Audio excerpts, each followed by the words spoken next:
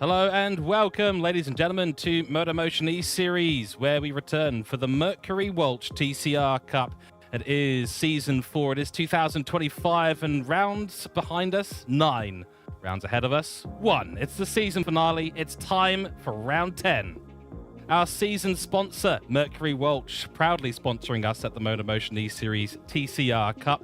For all your commercial printing, digital printing, direct mail, label printing, large format printing and packaging, please head to www.mercurywalch.com.au.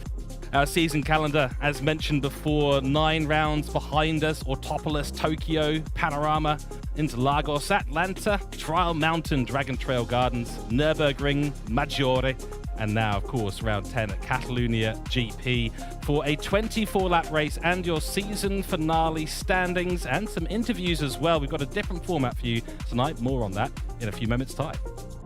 The calendar is great, but what's even better is the standings at the moment, because the battles were close all the way through the season. 1 round to go, and Ryan Spann still on top for me, Cooke, 504 points, and he is now 24 points clear of Scott Taylor in for Gridline Racing. In third place, it's Nick Pfaff for Asta Racing on 468 points, followed by Mark Pacheco on 438.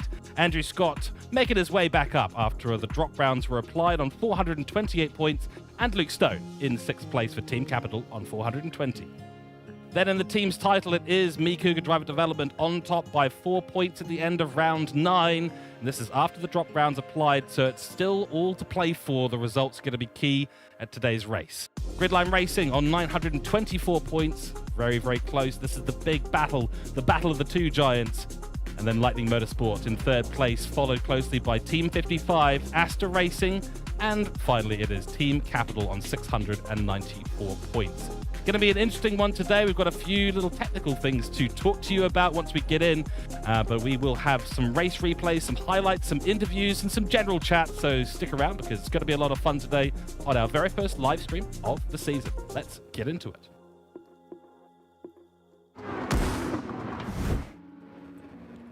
Well, welcome in to one and all. My name is George Cooke. We're going to be joined today by Andrew Scott, Nick Pautasso, Scott Taylor, and a number of others who are going to be participating for some interviews today. Guys, great to have you in here. There's a few things that we need to discuss, but we'll get around the table quickly. Andrew, welcome in. G'day, mate. G'day, viewers, and g'day, fellow commentators and guest speakers. Yeah, g'day, George. Glad to be here. Going to be a good one. Nick, welcome in. Yes, pleasure to be here. It's been a great season here in Season 4 for the TCR Cup, sponsored by Mercury Walch. I'm excited for the final round and excited to hear from our point of view from our drivers here as well. So excited for what is going to be a fun stream tonight.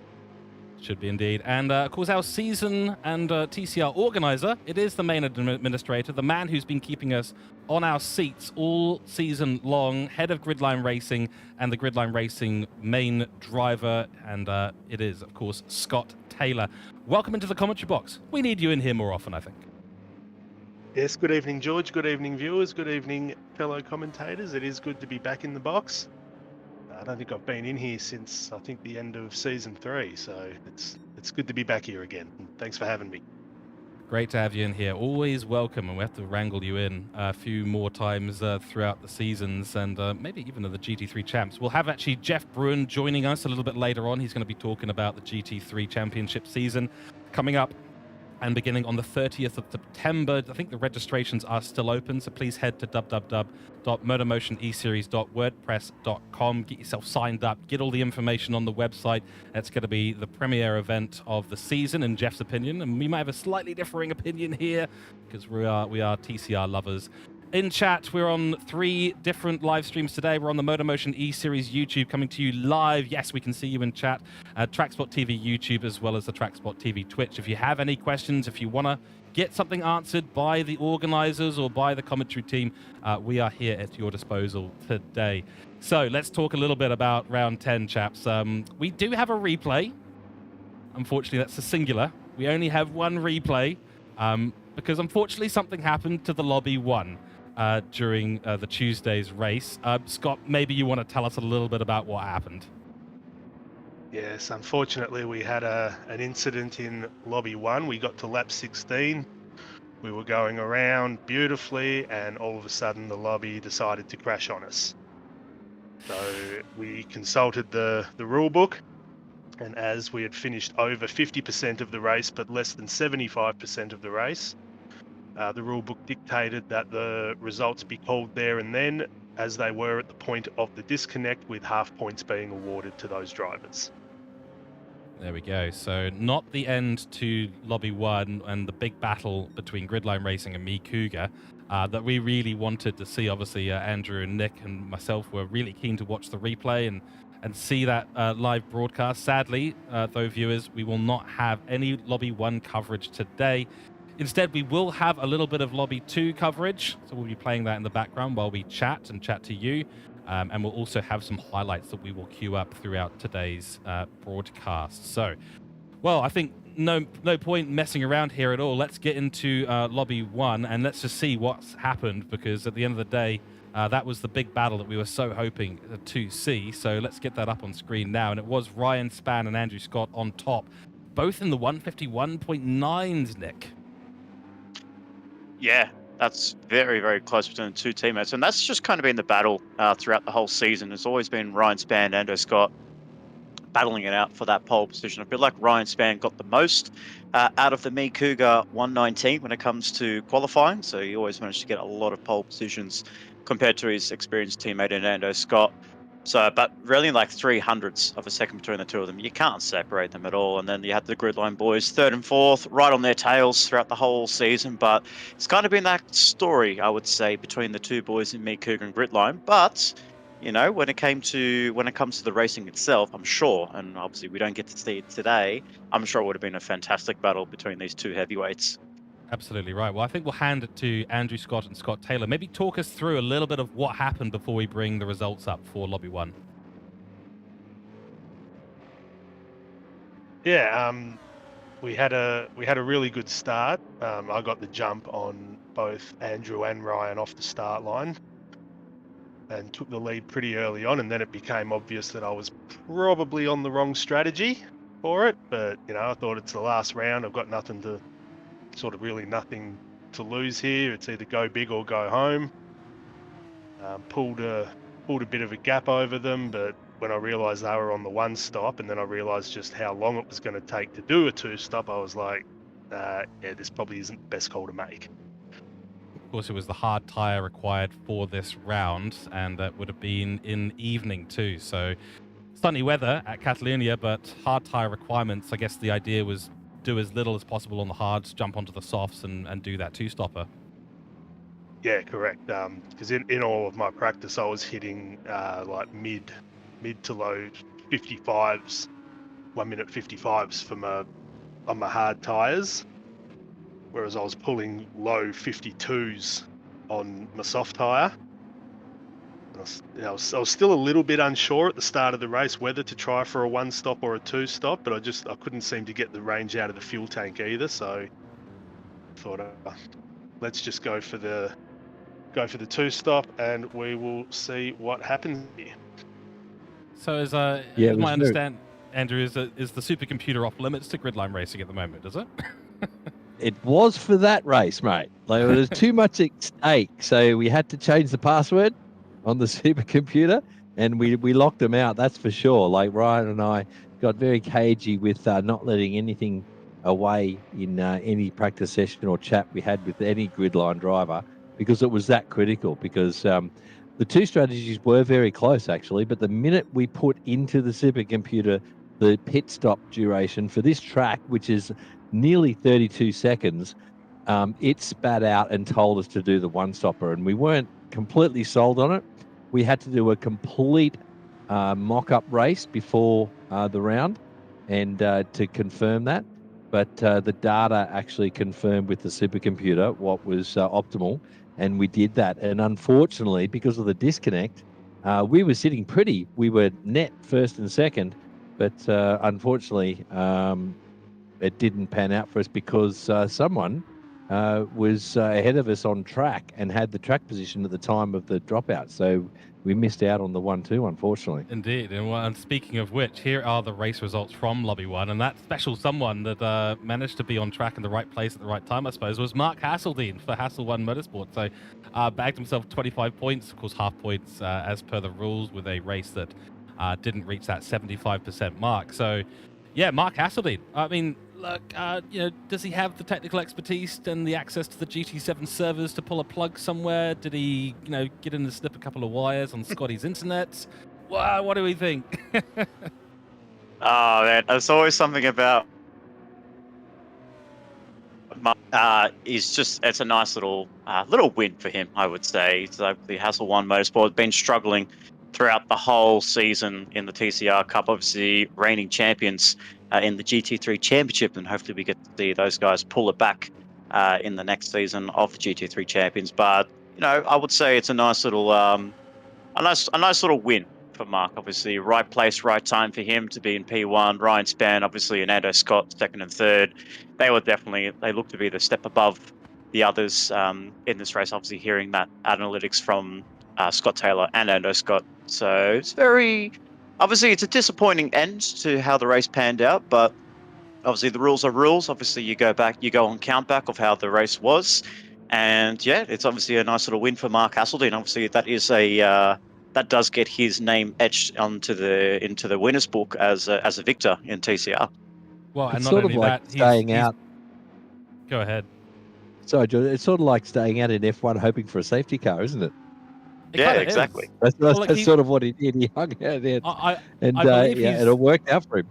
I believe he's the only driver this season to beat both Ryan and Andrew in a single race. That's right. Unfortunately, it could have been the case of Scott Taylor, but unfortunately, obviously the two-stop didn't work. Didn't look like it was going to be the overall plan. But hey, props. We always thought about Scott Taylor or Mark Pacheco beating the Me Cougar boys, or even someone like Luke Stone, Nick Fath. But Mark Hasseldine, that's a true underdog story for sure. What was the gambling odds on that happening? We would have made a millionaire out of this one, or someone would have been a millionaire, that's for sure. Let's take a look at the bottom odd. Yeah, 501 would be a minimum, I think. Yeah. Down in 7th place, it was Mark Hogan. Then Mark Pacheco's obviously caught out of position quite substantially. Graham Splint, Chip Berry, and Dave Crook. And it's been an overall, from all the drivers in this lobby, it's been a fantastic season of racing, watching absolutely all of them go for it. Let's talk a little bit now about, we will come back to Lobby 1 and talk more about it. Obviously, we've got some final results for everyone's viewing pleasure coming up. Let's talk Lobby 2, which we do have a replay for, but we'll be putting on in the background. Nick Pfaff taking pole position there, Nick.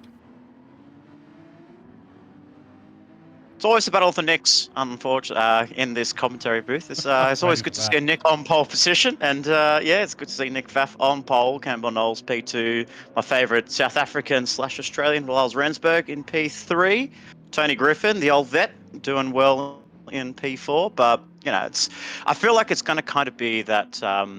I have a kind of feeling it's just going to be that one-way result here. Obviously, a smaller field, not so much of the big heavy hitters in Lobby 2. I feel like it's going to be kind of like Nick Pfaff versus Campbell Knowles battle for the victory in Lobby 2. But don't take your eyes off Rensburg. He's been showing us a lot of surprises throughout the whole season in that Mad Turtle car. Exactly right. So we're going to jump over to the race and get this going. So here we go. We'll have this up in the background. And maybe, Andrew, you could talk us through the beginning of the race and just talk us through a little bit about the strategy decisions that have had to play out today, assuming we can get the replay actually going. It does help if I turn the controller on. There we go. That's a little bit better. So maybe talk us through, Andrew. What's the strategy off the line here? What are the critical corners? Catalonia, great place to go racing, I think. Yeah, it's another tire killer of a track. Thanks, Scotty, for choosing those tracks for us. But I tell you what, guys, it's Pfaff and Airborne on the front row, and they're going to be doing different strategies, I reckon. And you look at it there. This Airborne struggling off the line already. I reckon he started on hards, and Pfaff's out to an easy lead there. So I reckon Pfaff's probably going for the 2-stop, and Airborne, if recent history is correct, he will be trying that 1-stopper because that's what he loves to do. And We see there Jansen getting up there into P1 off the start. He might actually be on the softs because he is actually gapping them already in Sector 1 here. So he's on the softs. Interesting choice there. So he's obviously going for the 2-stop. And Faf there, yet to be seen what tyre he's on.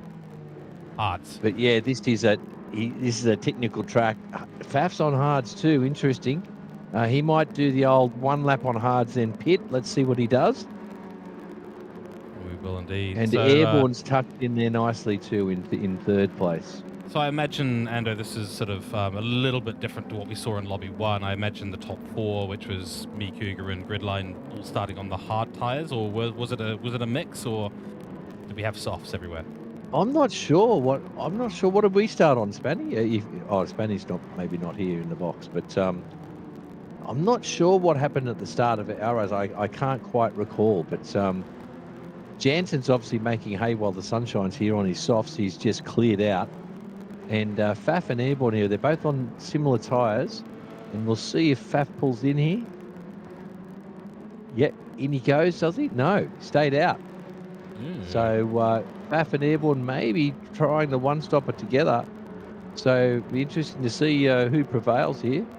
Certainly will be. We've got Tony Griffo decided to throw those tyres away immediately, and that would seem to be the general idea, is to spend as little time on the harder compound if you possibly can. And so when you have a hard required tyre for a race like this, Nick, this is that's what you essentially have to do, guys, isn't it? Yeah, well, it's the case of just running the hards. Obviously, a track around like Catalunya, very, very technical track itself. But at the same time, the hard tyre relative to the medium or the soft compound tyre will be a huge delta between them. We can see even with Jansen, he's just pulled away like absolute crazy. That's at least about a 2.5 second gap between himself and Nick Pfaff. So he's making the most advantage on that compound of tyres. But at the same time, it's just about him essentially just pulling a gap, making himself clear between himself and Airborne.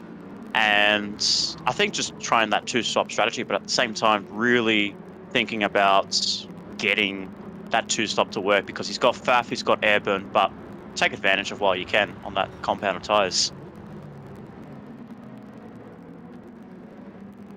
Yeah, so you're right to mention it, George.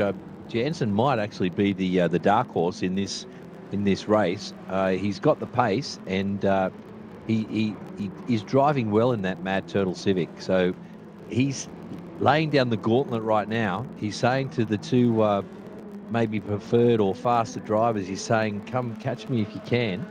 But he knows he's got to gap them. He's got to gap them pretty significantly, because that pit stop duration, now that he's going to be doing one more than the 2 cars behind, he's got to get way out in front to have any chance. This pit straight is just so long. I mean, I think it's over 1.2 kilometers. I can't remember exactly how long it is, but it is one of the longest ones, certainly on the calendar we've had for TCR. Yeah, so gearing's important, and all the cars are the parity's pretty good. The cars are all the same, and it just depends what tuning parts you've got on. So they should all be reaching the same terminal speed. But yeah, you're right, George. It is a long straight, particularly when you consider that exiting that last chicane, going through the final corner, you are flat to the floor. So effectively, that last corner is part of the main straight. Yeah, exactly right. And we've got Nick will be back with us in a few moments' time. Scott Taylor, we were just talking about strategies in Lobby 1. If you recall, at the beginning of the race, were you guys in Gridline, were you on hards, were you on softs? We both started on the soft tyre, which I think was what allowed us both to get a good jump off the line and get in front of the Me Cougar boys. But then Mark had a wheel issue. I think his power steering failed him, and he shot off the track and went right to the back of the field. So that sort of really put one of the things you don't want in racing. Yeah, especially when you're on a 2-stop. But yeah, I mean, end of the day, it was good fun.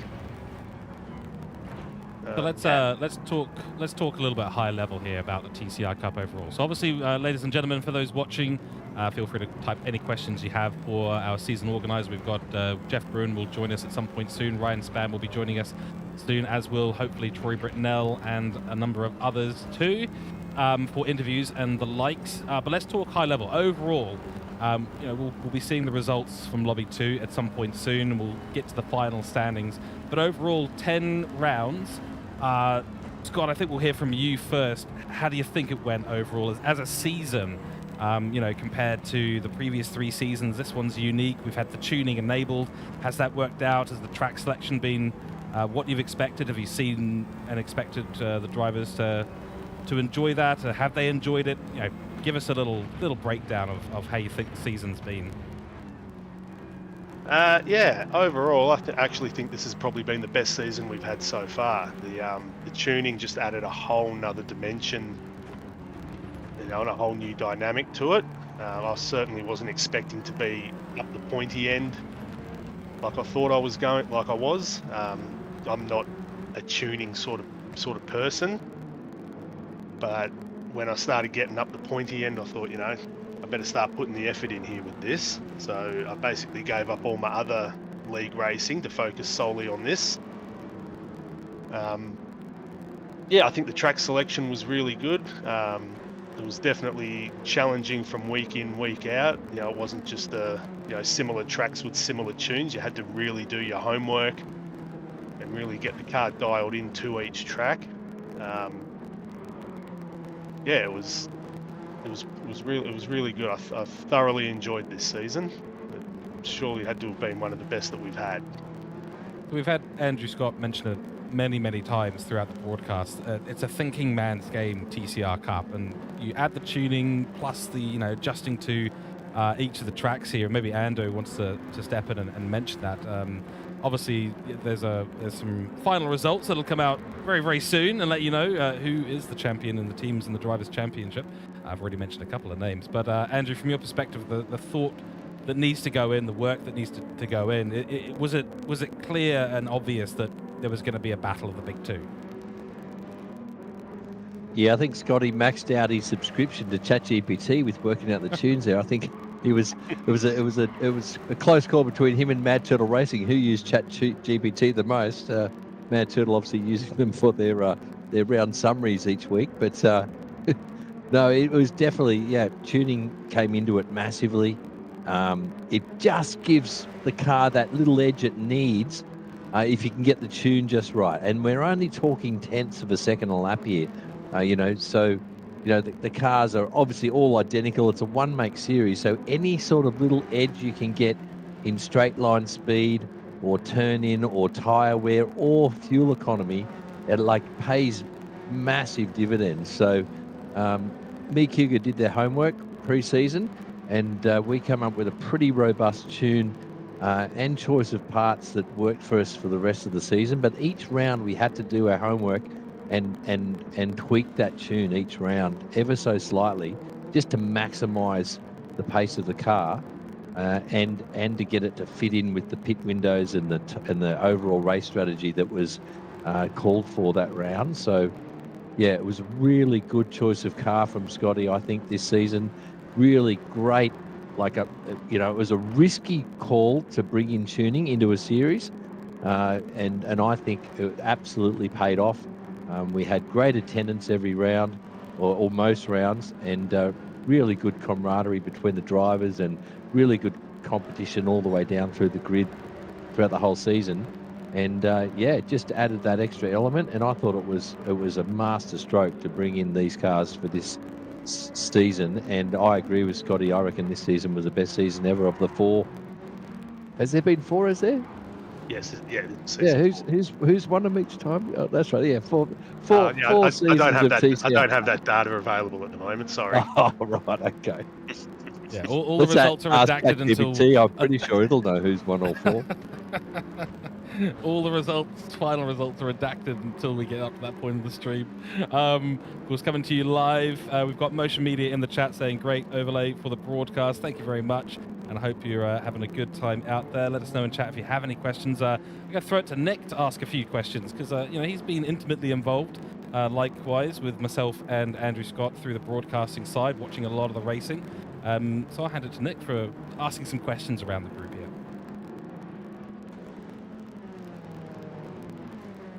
That is assuming that Nick's mic is still working. It may not be, because we can't hear him at the moment. And this is unfortunately one of the recurring fun things throughout the season. Talking about recurring fun things throughout the season, 0.5 second penalties.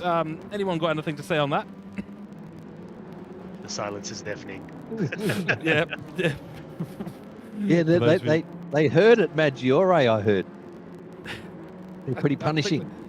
They hurt Yes. pretty much every They circuit. hurt pretty much at every track.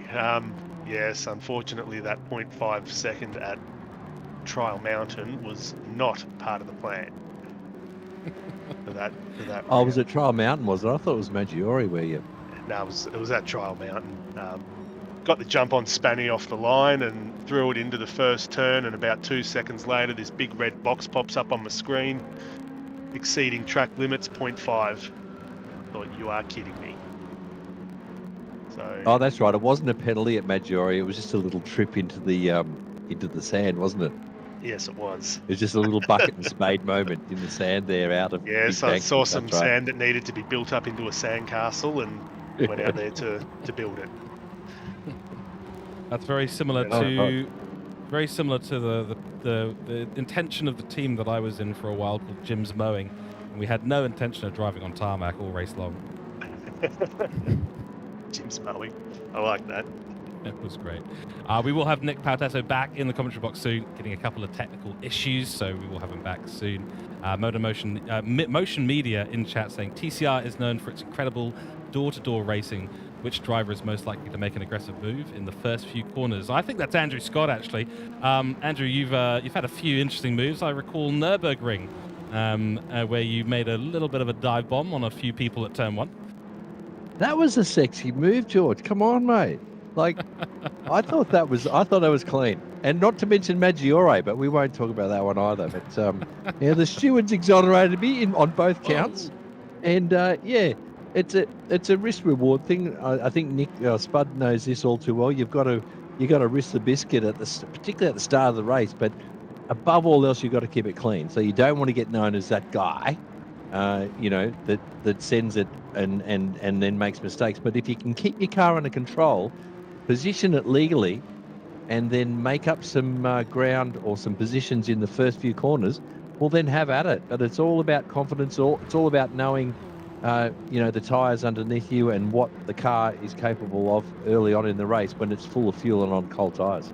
Yeah, and of course we haven't had a season of completely clean racing. There's been incidents all the way through. There's been dive bombs, not just Ando's, but some other ones as well. But most of them, I think, have been resolved very, very amicably. And this is a testament, Scott, to how the organisers put the regulations together, how it's judged, how it's stewarded at the end of the day. And it's not a small job. No, it can be quite a large job going through replays to look at incidents that have been reported and trying to judge accordingly.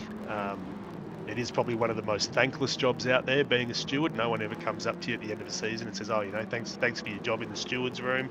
Really appreciate that penalty you gave me. I really deserved it.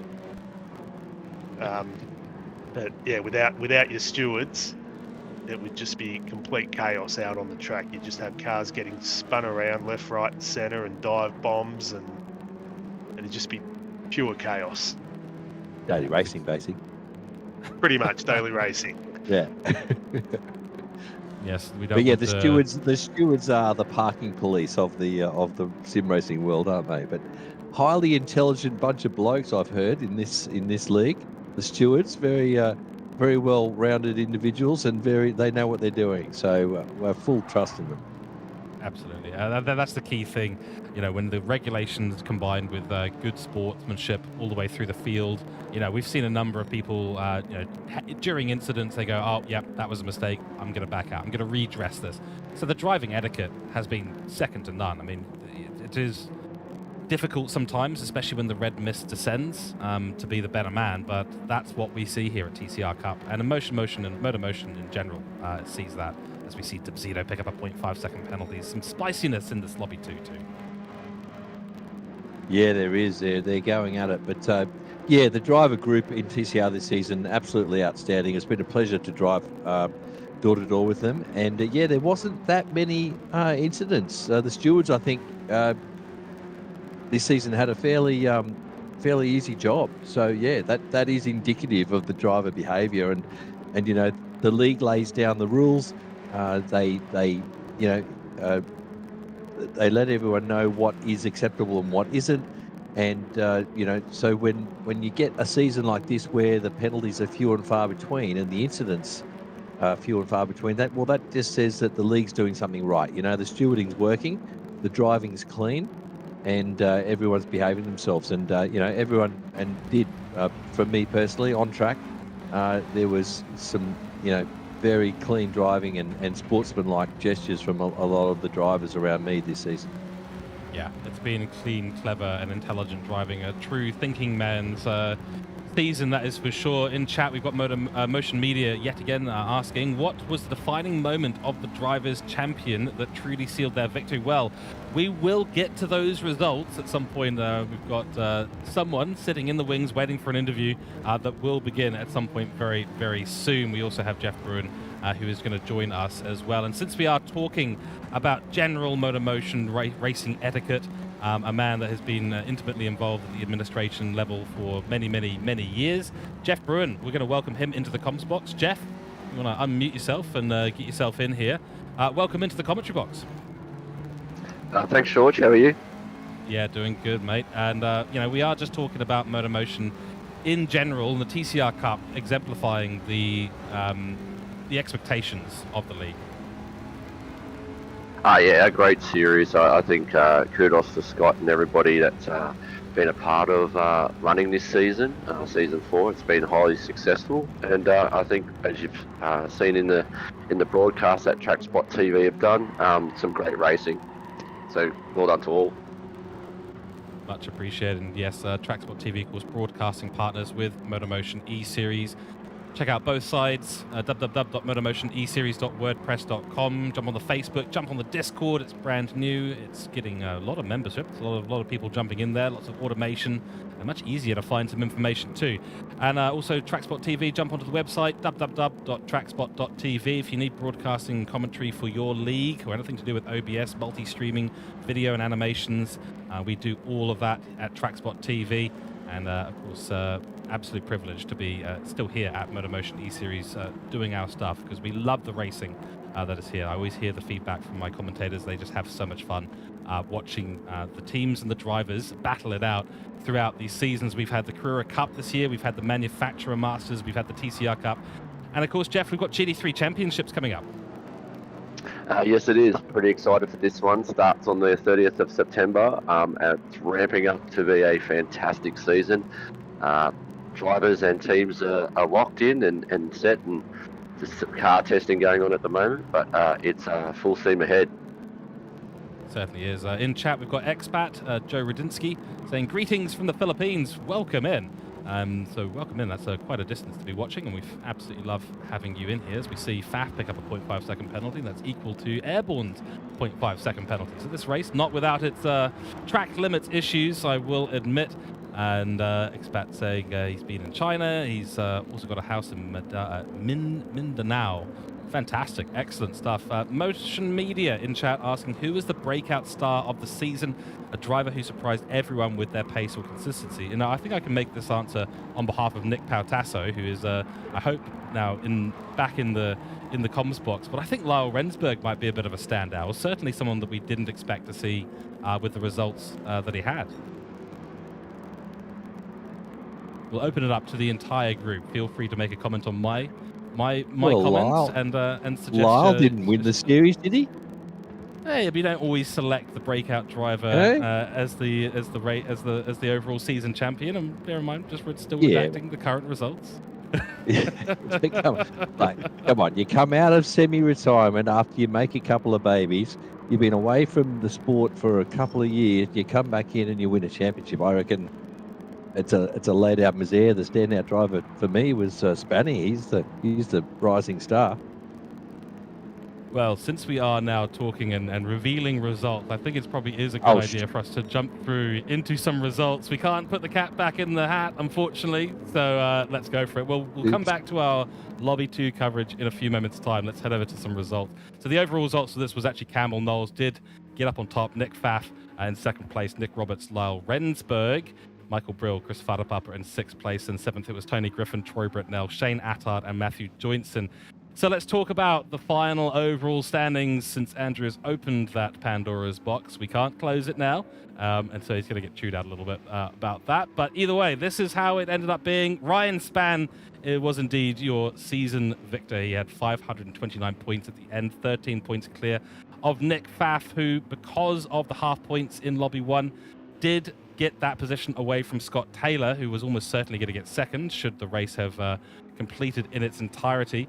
Campbell Knowles in fourth, Mark Pacheco for Gridline Racing in fifth, Andrew Scott in sixth position. Here's the bottom, or the rest of the results, I should say. Lyle Rensburg seventh, Michael Brill, Luke Stone, Chris Fadapapa, Matthew Joinson, and Troy Britnell. So at this point, I would like to bring Ryan Spann into the conversation, and we are going to be talking about him a little bit because he is our driver's champion of season 4. He has come out of retirement. He has done incredibly well. Andrew Scott is very, very proud of this man here. So let's get Ryan to unmute and we'll get him in for a little bit of an interview here. Ryan, welcome into the comms box and congratulations from all of us. Yeah, g'day, George. Thanks for that, mate. Thanks, Ando. And thanks for Scotty for putting on a great series. It was awesome to come into such a great, well thought out series and execute some good moves. It was great. Thanks for having me.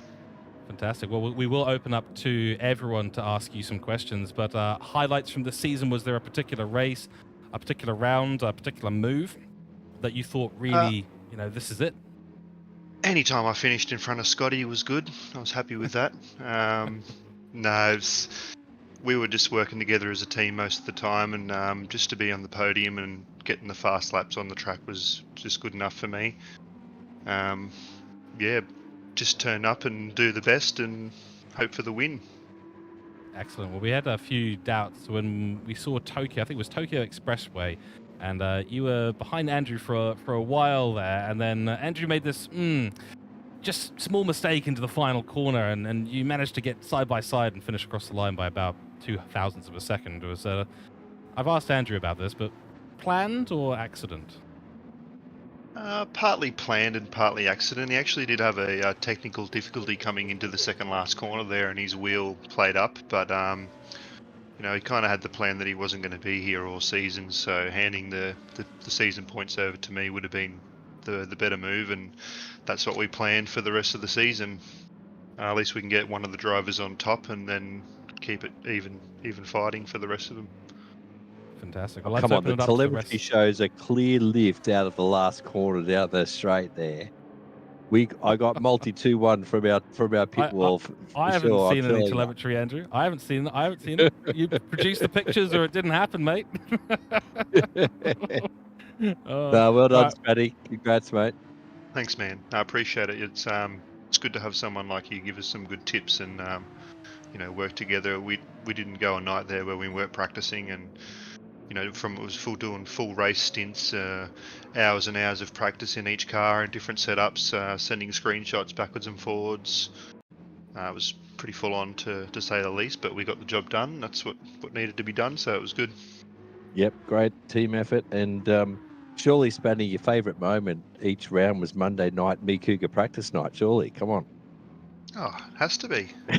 Once the off-screen romance. Hey. Ooh. Let's work as a team and do the strategy my way, okay? That's it. Once the kids hit the pillow, mate, we're in the chat, ready to put down some laps and do full race practicing. It was great. Yeah, there was no doubt denying that did help us throughout the whole. You go into the race fully informed, and you know what's going to work and what's not. So yeah, that really did help. So thanks, Buddy. Appreciate you putting in the effort. Let's see if Nick's microphone is now working. Nick? Yes. Hopefully we've got that you is back, all working okay. out. Hey! I was going to Apologies, start viewers, a GoFundMe. for that going on. But yeah, like it's good to have Spanny in the commentary booth. But I feel like one of the key moments I saw from Spanny's race or from Spanny's TCR campaign to get the Drivers' Championship was that race at Bathurst. I feel like obviously he was alone. He didn't have Ando Scott. Double points. Going into that race, and I just felt like, you know, for you, Spanny, you had a complete masterclass in that race. You were just the fastest on the track. Every lap you did, you were on point with your lap consistency. Lap after lap was just so strong. You probably had a couple of moments there where we actually thought, you know, Matthew Johnson, who was driving for Yukon Global, now the renamed Jamco Racing Team, we almost had a kind of doubt where he was throwing us a bit of a weird strategy where if he was going to finish on a set of racing soft tires, he actually would have beaten you that race. But it was very close. But from that race onwards, I always felt like you just had that command. You know, you had that pace, you had the overall consistency. You know, you had your teammate Ando working with you throughout the whole stint. So I feel like, was there any other race that you felt that maybe you just didn't really have that much pace compared to Ando, or were you just kind of sticking to your routine that, you know, if you're behind Ando and Ando knew that you're in a championship contention, you just thought to yourself, all right, the last lap, Ando's going to pull off to the side and he's going to give me the victory? Yeah, Bathurst was one of those rounds that Ando wasn't available, and we had another guy step in for us, so it was pretty hard there being on my own, not having the chief under my wing, or being under the chief's wing, I should say. But most time during the race, we would be talking to each other, letting each other know how much fuel, what our tyres were doing, how we felt the car was reacting, which tyres were going down first. We just relay that information. I'm having a bad sector, go past, or, you know, most of the time we were pretty even on pace. If not, Ando was quicker, so sometimes he would just, if I was in front, he would hold behind, keep some pace, defend me, or if it was the other way around, I'd be just doing the same for him, just letting him know what's going on, who's coming up behind, how the car's feeling, those sort of things. Yeah, and when I got to and every time you come into the pit lane, it was always the same, or more or less the same number of percentage of fuel left that you had in the car, whether you had maybe a couple litres more than Ando, or Ando had 5 litres more than you, or vice versa. It was just that it's the fine margins that you two share on the track. Obviously, we both know that you're equally fast, and, you know, having a strong team in the TCR Cup with me, Cooke Drive Development, we always know setting the benchmark in TCR in MotorMotion E-Series. It's just those fine margins that defines, you know, who was going to be out in front of the pit lane, who was going to be behind. Was it at any moment in those stints where Ando would have jumped you, or you would have jumped Ando, that, you know, you would have pulled back a little bit, or he would have pulled back, just to kind of work, just to play that little team game, like where you're kind of like working together to try and reel each other in to help with slipstream or save fuel, just to get one up on those gridline boys? Basically every race we were doing stuff like that. If one of us got too far ahead, unless we were worried about losing positions from a different strategy, we would definitely slow down to try and get the other person back into the slipstream. And we were saving fuel there pretty good. 2 different gearboxes, one for quali and one for race, to try and save more fuel during the race and then make the most of it during quali. So yeah, we would always be helping each other out and just double checking on each other to make sure that the other person was alright and they were happy with the position on track. Just move forward, go as fast as we can. Fantastic. In fact, Spanny, I think ahead, we Ando. were actually, we were looking at our fuel figures and we were actually swapping the lead in the pit stops a couple of times there, weren't we? By intentionally underfueling or overfueling, just to give the other driver the turn at the lead and to tow the other guy around. So we really super finessed it the whole time round. So, you know, when you got 2 equally matched drivers that are pretty good on pace, it allows you to do that sort of finessing of the strategy, and it worked out a treat. Yeah, so we're moving into the team territory for absolutely here, because it was a team game at the end of the day, and you guys formed that incredibly well. Let's go back and let's have a little look at our team's finale standings. This is after round 10, of course, so these are the final standings. And guess who? It's a fourth title for me, Cooke Driver Development on 76 points, followed by Gridline Racing on 960 points. Lightning Motorsport takes third position. We'll be hearing from a man who's been heavily involved with Lightning Motorsport for many, many years on 872 points. And third, Team 55 in fourth position, 856 points. Asta Racing on 828 points. Team Capital on 757. And in seventh place, it was Hassel One Motorsports, followed by CP Motorsports, and then Mad Turtle Racing, and 8 points behind CP.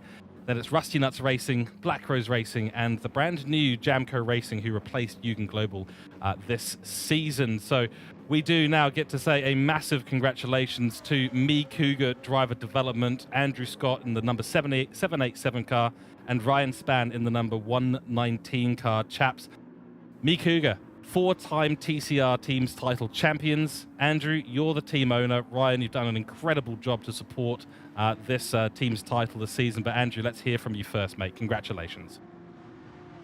Yeah, thank you, George. Absolute honour, and so chuffed to be the winners again this season. We had to pull out all stops to keep ahead of Gridline Racing. We had a little bit of a setback early in the season when I missed the Bathurst round, so we were playing catch up for a lot of the season, and we really had to work hard to make sure we got it this time. And you know, I'm extremely grateful to Spanny, who did step in Mick Hill's absence, and I hear Mick Hill's going to be back soon, though, isn't he? Is that correct? Yeah, I think he's bolting together his rig at this point in time. I think he's putting the last nuts and bolts together, and he should be back. Yeah, so really keen for him to get back in the fray. But yeah, really, really grateful to you for this season, mate. Couldn't have done it without you. And yeah, just chuffed that me, Cooke seems to. So this series format that Scotty picks each time seems to suit us down to the ground. And we make the best of it, you know. So I really enjoy this format. The fact that you've got to think about it, you've got to, you know, strategize a bit rather than just outright, you know, lap after lap, outright pace type driving. It sort of really suits the team, and yeah, we're really, really proud and really grateful to have 4 in a row. Absolutely. Well, let's bring in Scott Taylor for this. He's got to wear 2 hats tonight because obviously Gridline Racing coming second in the team's title, himself coming third in the driver's title, but also as the admin and man in charge, the organizer. So 2 hats to wear technically tonight, Scott, but you know, we've got a team's title and a driver's champion here in the box. Some words from yourself. Yes, absolutely. Congratulations to me, Cooke, and to Ando and to Spanny. You guys have had an almost completely flawless season. You know, you guys thoroughly deserve the win, and I think next season it'll be hard tyres only for you guys. We've got a me Cooke bot on its way for season 5. I love it. Well, great handicap system, yeah, awesome, yeah. And no supercomputers. Yeah, great. Yeah, but no, but seriously, you guys have been sensational all year. You've been the team to beat, and I knew when you said that you were going to miss the Bathurst round that, you know, Gridline would get in front of you, but it was going to be very hard to stay in front of you guys. So, you know, you guys did well to catch up and get in front, and you thoroughly deserve your victory. So well done, guys. And of course, bear in mind that there was 4 points difference between Gridline and me, Cooke, going into round 10. But the disconnect in lobby 1, half points, and unfortunately for Gridline, they were further out of position than me, Cooke. A few comments coming in chat as well. Motion Media saying the team's championship came down to the wire. What do you think gave the winning team the edge in consistency over the full season? Andrew, I think this is one for you. Well, some say, George, that I think one of the me Cooke drivers who will remain nameless had to chuck a sickie just so that he could show up for one of the rounds, and that might have been the clincher there. And you know, and poor old Paco there with his moving house and his equipment dramas too. That was tragic that he missed a round because of that. So it was a bit of a topsy-turvy event, and you know, there was, you know, it could have been either. It was a real coin toss towards the back end of the season who was going to get it. So it was a stressful time, but I really, really wanted that four-peat. So let's say I made it happen one way or the Absolutely. other. Absolutely. We'll hand over to Nick for a few questions for Ryan and for Ando, and for me, Cougar, I guess, in general. I'm sure he's got a lot of stuff he wants to talk about. Yeah, well, exactly. Obviously, breath. four on the trot for you guys. You know, it's absolutely an incredible achievement. Obviously, the category changed from what was driving in front-wheel drive Group 4 machinery versus the road car of the Honda Civic. So obviously it gets to that point where tuning becomes a big factor in this series. Obviously you yourself, Ando, and Spanny and Scotty have been working very hard in the background and getting those practice hours, practice laps in, and really just honing in that perfection. What was the kind of standout? Like, did you guys ever think that you guys would be the front two in this championship? And you would have thought, you probably didn't think that you would have other contenders in this race, or were you actually kind of hoping that the grid was going to be a little bit closer in this season? Because while it was kind of like a two-team dominant season, was there any other teams that kind of surprised you a little bit? Maybe when you were in a race that you thought, oh, okay, like these guys looks like they've done a little bit of their homework, but let's see how the race pans out for them. Well, I don't know how many questions that was at once there, wasn't it? But yeah, to answer that last question there, was there anyone that stood out to us? Yes and no. Like, you've got your regular fast guys that are going to be fast, anyway. So your Fafs and your Airborns are always going to be up there. Your Luke Stones, but it's just that little bit of an edge that you have over them if you get your tune right that makes life easier for yourself. So I felt like we had that edge at Me Cougar this season, but hopefully they'll come back to us next season, come back at us and really put up the fight. And I'm going to lay down the challenge now. I'm going to put it out there. Anyone out there that wants to put a team together and come in for TCR Season 5, let's try and knock Me Cougar off their pedestal, because, let's face it, they need a bit of an ego adjustment. Let's bring them down a peg or two. And like the challenge is out there, like who can turn up and in a tuning series and a fuel and tire race, who can beat Me Cougar? Yeah, absolutely. And I guess in a way, obviously we had that equal, I would say like that equal opportunity when we had the one make Audi TTs in season 1.